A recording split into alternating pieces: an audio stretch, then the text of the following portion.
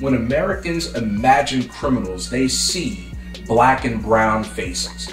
And so because of this tremendous fear of crime, even when crime rates are declining, Americans think that there's more crime, that we need to do more to fight crime, that we need to spend more fighting crime. Because of those things, people were supporting all sorts of outlandish punishments to get rid of the boogeyman.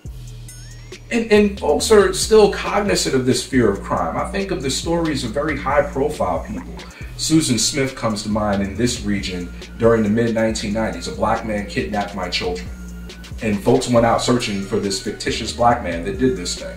There was a fellow in the Massachusetts area who argued that a black man accosted him and his wife and killed her. And he killed his wife himself and tried to blame it on the black man. So there's this long-standing tradition in the United States of fearing black and brown people, black people especially, and using that fear to concoct all sorts of policies that regulate the movement of black people. During the Reconstruction, it was about getting people in prison to then send them out working on the chain gang and everything else. During the current period, it was about, office-seeking elected officials trying to play the fear of crime into public office. And then for some of those persons, once in office, using prisons as a way of getting economic development back in their neighborhoods. Now here's the part that'll bake your noodle. We're talking about young black and brown men and women who have low levels of educational attainment, no job skills, turned to the illegal economy, got caught, thrown in prison.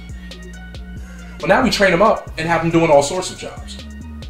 If you compare the prison population to the population outside, every group, apples to apples, white men to white men, black men to black men, Latinas to Latinas, in prison, outside of prison. The people who are in prison in each of those groups have lower levels of educational attainment and job skills than their counterparts who are outside of prison.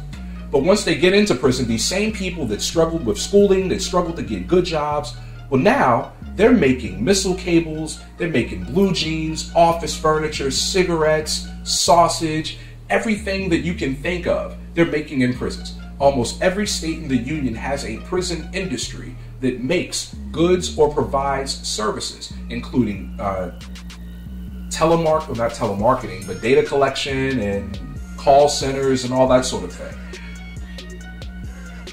And so, we think of inmates and we think of people making license plates. That's not so anymore. Yeah, they still might be pressing license plates, but they're doing all these other things. And it's pretty perverse that people that suffered from a lack of educational and employment opportunity outside of prison now have a wealth of employment opportunities inside of prison, where they're being paid much less than a prevailing minimum wage in that industry if they're not involved in a federal prison labor program, or they're making like less than $1 an hour. So that's pretty perverse, but that's kind of where we are now in looking at prisons as institutions.